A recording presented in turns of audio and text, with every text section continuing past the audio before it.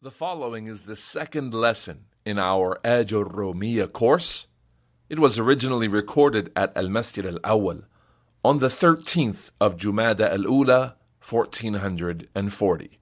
Remember, we're studying the first three lessons first before we go to the resources, before we take the quizzes. So let's get into this second lesson. Bismillahir Rahmanir Rahim. Bismillahir Rahmanir Rahim. That's not the focus of our study this first session. It is, in fact, the first statement after the Basmala. In the name of Allah, the Rahman, the most merciful, the Rahim, the ever merciful. Let's begin with that first sentence from the text after the Basmala is Al-Kalamu huwa al-lafdhu huwa al-lafdhu al-murakkabu al-mufidu bil-wad'i. And that's it. Al-kalamu huwa al-lafdhu al-murakkabu al-mufidu bil-wad'i. Who can read it back? Go ahead, Hanif. Al-kalamu huwa al-lafdhu al-murakkabu al-mufidu bil-wad'i. Nice. Anyone? Anyone? الكلام هو اللفظ المركب المفيد بالوضع. أحسنت. One more. Ya Jibreel, got it? الكلام هو اللفظ المركب المفيد بالوضع. طيب. الكلام هو اللفظ المركب المفيد بالوضع. So what we're going to take in this first session is just that, the definition of kalam. This is not really something that's essential. It's not a grammar rule. It's just to zero in on the topic. What is kalam? What is speech? Kalam has four basic descriptions according to Ibn Aajurroomiyyah. Let's look at that. The first thing that he says kalam is that he says it is al-lafdhu. Al-lafdhu means an utterance, a spoken thing. Malfudhun, that which is said. Something said. So then what do you think this excludes? When we look at a restrictive definition of something, with each and every modifier, we're eliminating other things which are not included in the intended definition. So, what is it? Okay, actions. All right? Kitaba, this is an important one. That while we are looking at speech on the paper, according to Ibn Aajurroomiyyah, written language is not kalam. Written language is not kalam. And we'll be critical of that as we go forward. But that's the first definition. It is love that is recited or spoken. It is not something written. So kalam is not written. So we're going to have to be kind of lenient with that first phrase and say kalam also includes what is written, that represents spoken speech. Otherwise, the book that we're studying, the text of Ibn Aajurroomiyyah is written, then his whole text is not kalam as it's reached us in written form. So then it also, most importantly, it also excludes isharat, gestures, while they have real meanings. So if I point to one of you and point to the door and gesture to close it, then someone will go and close the door. If I point to someone and gesture to open the door, someone will go and open the door, and so on. If I point to you and I gesture, put your pen and your book away, you understand these are meaningful gestures. Yet in our discussions here, they don't play a part. We're not going to analyze gestures and things like that. We're only going to deal with words. We're only going to deal with words. So it is al-kalamu huwa al-lafdh. They are spoken words. The second phrase, what is it? Murakkab now. Murakkab, one word connected to another word. Meaning not a single word, we're dealing with sentences here. We're not dealing with single words. And not only groups of words. Murakkab means that one is connected to another. One is made to be before another. So based on that, you could just put any two words together so far, and we're going to call that kalam. You can say ala and fi. Put two prepositions together and say that's kalam. If we only have these two stipulations. Al-kalam huwa al-lafdhu al-murakkab. words that are put together. But that's not enough for it to qualify as kalam because we have two more conditions to fulfill. Right? The third condition is al-lafdhu al-murakkab al-mufidu. Al-mufid, that which brings about a benefit. That which brings about a meaning. That which the connection between the words produces a meaning. Meaning, there's a fi'l and a fa'il. There's a verb and an actor. A verb and someone who does it. And what kind of sentence is that called? A jumla fi'liya. It has a fi'l and a fa'il. So we have a jumla fi'liya. Now we have ifada. We have a meaning. If I just said to you, Zayd, that's not kalam. Because it's, first of all, it's lafz, but it's not murakkab. Then if I said to you, Zaydun fi, it's murakkab. But is it mufid? Does it give you an ifada? And the meaning of ifada here is ma yahsun as-sukut alayhi. That which it would be appropriate for you to stop speaking. And yafhamuhu as-sami'. And the person listening understands what you're saying. So an idea in completion has been delivered. Zaydun fi. We're waiting. So long as you've said something and the listener is still saying, okay, yes, and finish that sentence. Where is Zayd exactly? Fi what? Then you haven't brought the ifada. You haven't brought the third condition. So now, are there times when two words alone can come together and do tarkib? They can make a construction and they can make a complete sentence? Like what? He sat. Okay. Jalasa Zaydun. Examples in Arabic, right? Jalasa Zaydun. We've got two words.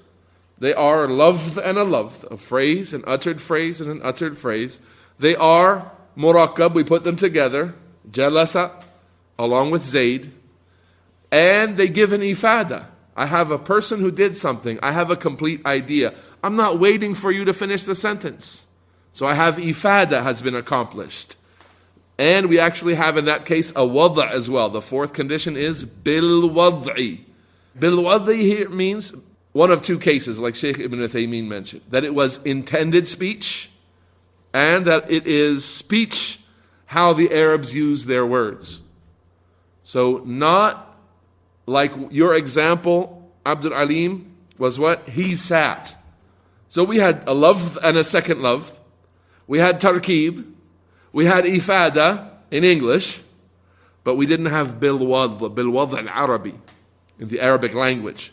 So since it was an English example, it doesn't have that fourth condition, and therefore it doesn't qualify as kalam as it relates to our study of Arabic grammar.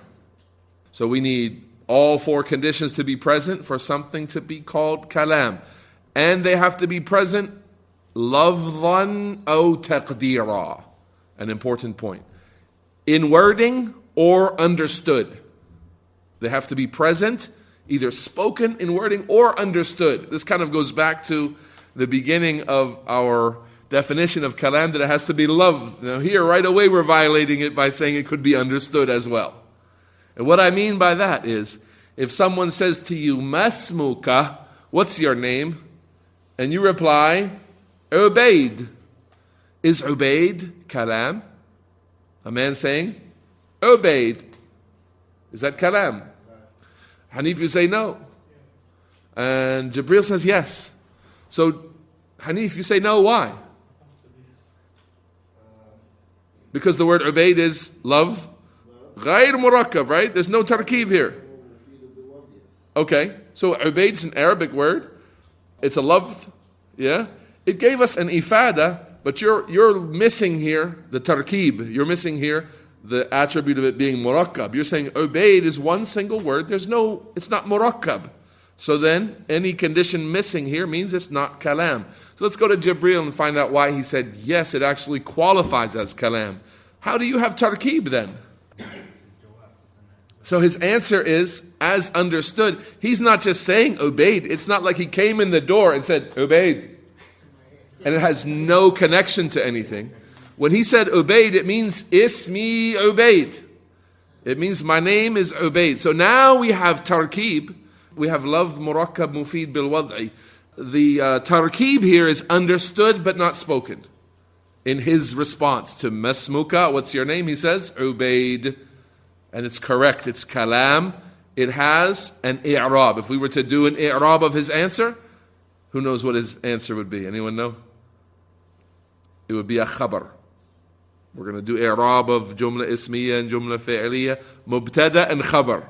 Ismi would be the mubtada, the subject of the sentence, my name. And then Ubaid would be the khabar. So we could actually call his speech Kalaam, and we can go ahead and get busy with it with our routine of identifying the parts of speech and why he says Ubaidun and he doesn't say Ubaidan or Ubaidin. We can say, it's Ubaidun because it's a khabar. Because it's a khabar to the mubtada, which is not mentioned, which has the understanding of being ismi, my name is. Ubaidun would be the khabar, and the khabar is always marfu', as we will see when we come across the khabar. So here we have now the definition of kalam. Al-kalamu huwa al-lafdhu al-murakkabu al-mufidu bil-wad'i. It is spoken word that is combined with other words that produces a meaning. It doesn't leave someone hanging waiting for the completion of the idea. It completes a meaning. And bil-wad'i, it is in the usage of the Arabs, how the Arabs use words, meaning in the Arabic language. And Shaykh Ibn Uthaymeen mentions also bil-wad'i includes intended speech, meaning not the speech of a na'im or a sahi or a majnoon, the speech of a sleeping person who blurts something out. While you may be able to analyze that, it's just words that happen to have come together because he was just rattling off words in his sleep. It doesn't make any sense, but if three words came out that happened to be a fi'il and a fa'il and a maf'ulun bihi, Shaykh Ibn Uthaymeen says that's not bil-wad'i, that's not intended and laid down to be intended speech. So speech that is intended as well is included with that fourth condition of being bil-wad'i.